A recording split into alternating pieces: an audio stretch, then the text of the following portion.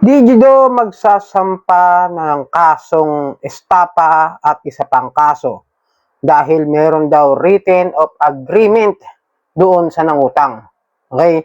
Sa video ito, tatalakayin natin yung kung maaari ba magsampa ng kaso ang isang OLA kahit itong si Digido dahil merong written of agreement daw na sinang-ayunan yung borrower. Pero bago lahat, maglalambing po muna ako sa inyo na paki-follow po at pakisuportahan ng aking mga social media account ng Facebook, TikTok at ang aking YouTube channel. At kung nakatulong sa inyo yung video ito, malaking tulong din po ang simpleng pag-like, malaking tulong din po ang simpleng pag-share at para updated po kayo sa mga videos about sa usapang online lending apps, ay pakihit lang po yung notification bell. Disclaimer, hindi po ako nanghihikayat na mangutang kayo dito sa mga online lending apps.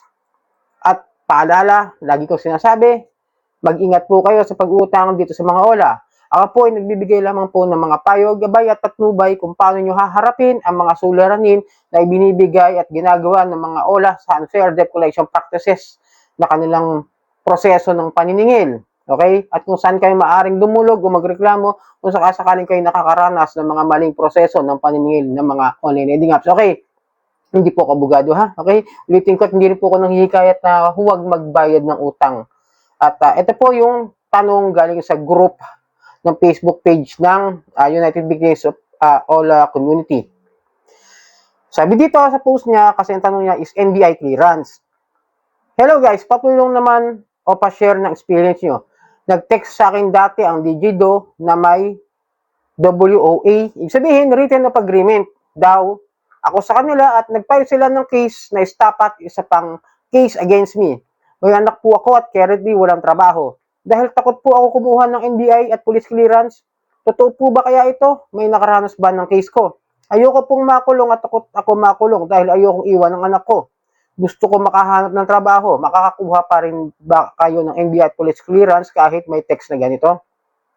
Malinaw naman po sa ating mga videos na ginagawa natin lagi mga ganito na uulitin natin sa video ito, wala pong kinalaman sa utang ang ating mga clearances like the NBI o police clearance and even yung mga government agencies na nagpapautang din na kung saan ay member tayo, di ba? Wala pong kinalaman niya. Tandaan ninyo, ang utang ay civil cases lamang po. Usaping civil at hindi kriminal. Ngayon, kung sinasabi nila mayroon daw kayong written of agreement about this issue na kay Digido, mayroon daw kayo sinulat o mayroon na kayong pinirmahang kontratang ganyan, yung written of agreement po, ibig sabihin nun, kasulatan. Nakita nyo mismo, hinarap sa inyo, kumbaga sa sa isang mga lending companies ako, medyo marunong ako diyan eh. Sa lending company po, harapan, ibibigay sa inyo yung sulat na yun. Okay? Tapos, si lending company, meron yung representative na pipirma ron, at ikaw, pipirma rin doon. Ganun po yun. Okay? Malinaw ha? Ito kasing mga OLA, binabanggit na meron daw written of agreement. Meron akong nasubukang applyan noon na meron talagang written of agreement. Linawin ko lang muna, may OLA, kalimutan ko lang kung pitakas yata yun o something na, basta legit naman yung nakita ko. No? Hindi ako sure kung tama yung OLA na nasubukan ko nun.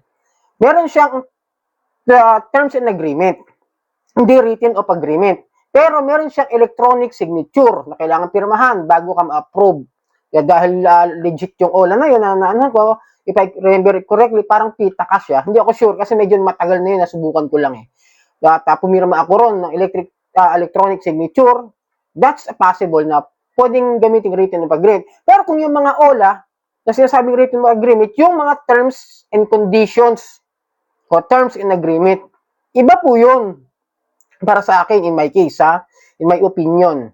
Iba kasi yung terms and agreement, iba yung terms and conditions. Kumbaga, pinag-usapan natin pag hindi ka nakabayad, geto ganyan, geto ganon. Tapos kapag may mga usapin na dapat ipaliwanag, naka-English at hindi mo naman naiintindihan, asan yung agreement kung hindi man nila pinapaliwanag sa inyo ng maayos kung ano yung mga nakasulat doon? Dahil kadalasan sa ating mga Pilipino ay hindi marunong maintindihan ang lingwaheng Ingles, hindi po ba? Kaya sabi ko sa inyo, maging maingat kayo sa pag-utang sa mga OLA. Ngayon, yung sinasabing written of agreement na yan, para sa akin, is a terms and agreement. Hindi po siya written of agreement. Ngayon, kung magpapail siya ng case sa inyo na estapa, patunayan nila sa korte na kayo ay may ginawa o may panimula pa lang pag-applyin nyo, meron na kayong balak na manloko dun sa company, like nagbigay kayo ng documented papers na peke, ID, at mga impormasyon na hindi totoo in the first place, at talagang nanloko lang kayo, kumuha lang kayo ng pera, at wala kayong intention magbayad, then that's the estafa. Kailangan nilang patunayan yun. Kasi kung sila yung nag-a-allege, sila yung nag-aakusa, sila yung maglalabas ng patunay na kayo yung naloloko para kasuhan kayo ng estafa. Okay? And then yung sinasabi niya isa pang case, yun nga yung small claims case. Ngayon, kung sa small claims case kayo mapupunta, tandaan niyo, pag umakyat ka sa korte at nakita nilang hindi naman tama yung proseso na ginawa nila ng paniningil, like the demand letter, magpapadala na sulat, yung mga paniningil na pagpunta sa bahay, pagkatapos di nyo pa rin inaasikaso in that time, pwede sila magpasa ng small claims. Karapatan po rin nilang maningil. Pero pagdating dyan, kung alam nilang isang loan shark o isang abusive lending company o isang abusive lending apps yung magpapile, magdadalawang isip po yung mga tandaan ninyo. Kasi kung yung pautang nila ay higit pa doon sa doble ng utang ninyo at kayo nakapagbayad naman na sa pasimula at halos na ibalik nyo na yung principal amount at halos sobra-sobra na, maaaring maging hatol ng judge o ng korte dyan ay maibalik kung ito po ay unconscionable. Okay? Ganun po yun. Kasi may mga nabasa po ako mga ibang kaso na sa sobrang laki ng ibinayad, ibinalik po yung sobrang ibinayad. Tapos, ipinataw sa tamang interest. Kunwari, kasi sa civil code po natin is 6% per annum.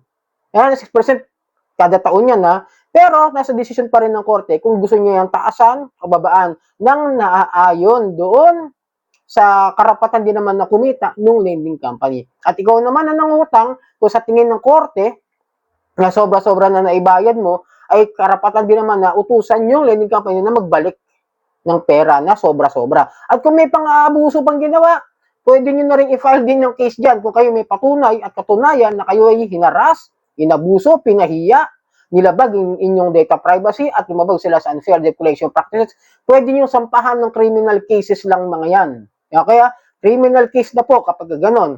Dahil kung ipinost ka sa Facebook, siyempre, cyber libel. Kung sila ay tumawag sa inyong kampanya, sa kumpanya, sa mga tao, sa contact list ninyo na hindi nyo binigyan ng authorization, Data Privacy Act. Okay?